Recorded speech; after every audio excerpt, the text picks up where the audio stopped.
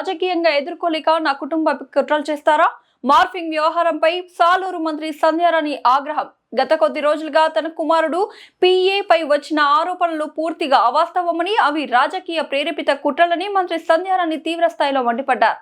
ఈ వ్యవహారంపై ఆమె విలేకరుల సమావేశం ఏర్పాటు చేసి ప్రతిపక్షాలు మరియు కొన్ని మీడియా సంస్థల తీరుపై నిప్పులు చెరిగారు. తన కుమారుడిపై వచ్చిన ఆరోపణల్లో ఎటువంటి నిజం లేదని, అదంతా మార్ఫింగ్ అని జిల్లా ఎస్పీ స్వయంగా తేల్చి చెప్పారని ఆమె తెలిపారు. అసలు అక్కడ చూపించిన ఫోన్ నెంబర్ తన కుమారుడిది కాదని, ఎవరో కావాలని చాటింగ్లు సృష్టించి మార్ఫింగ్ చేసి తను చదువుకునే బిడ్డను ముద్దాయిని చేశారని ఆవేదన వ్యక్తం చేశారు. తన పిఏ సతీష్ కు ఫిర్యాదు చేసిన వారికి 3 ఏళ్ల క్రితం పరిచయం ఉందని, అది వారి వ్యక్తిగత విషయమని అన్నారు.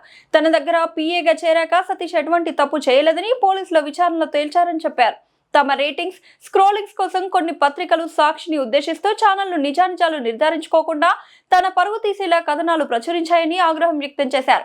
కేవలం రాజకీయంగా తనను ఎదుర్కోలేక ఓట్లు రాలేదన్న అక్కసుతో తన కుటుంబాన్ని టార్గెట్ చేశారని విమర్శించారు. ఎస్టీ మహిళనని చిన్నచూప, నేను ఒక ఎస్టీ మహిళను, నాకు వెనుక ఎవరు లేరు, ఏమైనా చేయొచ్చు అనుకుంటున్నారా అని ఆమె ప్రశ్నించారు. తానెప్పుడు ఇతరుల కుటుంబాల గురించి కానీ పిల్లల గురించి కానీ తప్పుగా మాట్లాడలేదని, తనకు తన తల్లిదండ్రులు నేర్పిన సంస్కారం ఉందని అన్నారు. మీకు దమ్ము ధైర్యం ఉంటే రాజకీయంగా నన్ను ఎదుర్కోండి, అంతేకాని చేతగాక కుటుంబం మీద పడకండి అని తెలిపారు. కొన్ని చూపిస్తే ఇంత విజ్ఞులైనటువంటి మీ విలేకరులు కూడా ఒక మెసేజ్ చూపించగానే అది ఎక్కడి నుంచి వచ్చింది, ఎవరు పంపించారు, అసలు కరెక్టా కాదా అని చూడకుండా మీ ఛానళ్ళ కోసం, మీ పత్రికల కోసం మీరు ఇష్టానుసారంగా బుల్లెట్లని, స్క్రోలింగ్లని, అవి ఎంతో సెన్సేషనల్ వేసుకున్నారు కదా మీరు. ఈరోజు పరిస్థితి ఏంటి మరి? దీనికి ఎవరు సమాధానం చెప్తారు? ఆ రోజు నా బిడ్డ ఏ తప్పు చేయకుండా దోషం చేశారే, ముద్దాయం చేశారే, చదువుకుంటున్న కుర్రాడిని పట్టుకొని ఇష్టానుసారంగా మాట్లాడారే, ఇష్టానుసారంగా చూపించారే, దీనికి ఎవరు సమాధానం చెప్తారు? మీరందరూ కూడా చూశారు, ఎస్పీ గారు మార్ఫింగ్ చేశారు వీళ్ళు అని. మీకు ఎవరికైనా తెలుసా అసలు మార్ఫింగ్లు అంటే ఏంటో? అంటే ఎంత పరిజ్ఞానం ఉందో చూడండి.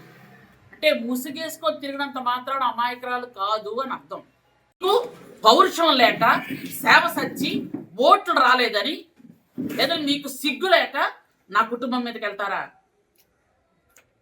మీకు నిజంగా పరువు మర్యాద అనేది ఉంటే రాజకీయంగా నన్ను ఎదుర్కోవాలి. అంతేగాని పిఏ చేశాడు, ఆ కొడుకు చేశాడు ఏంటది?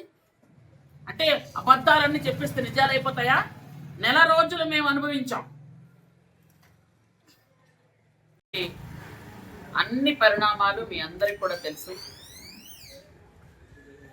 నా మీద, నా కుటుంబం మీద,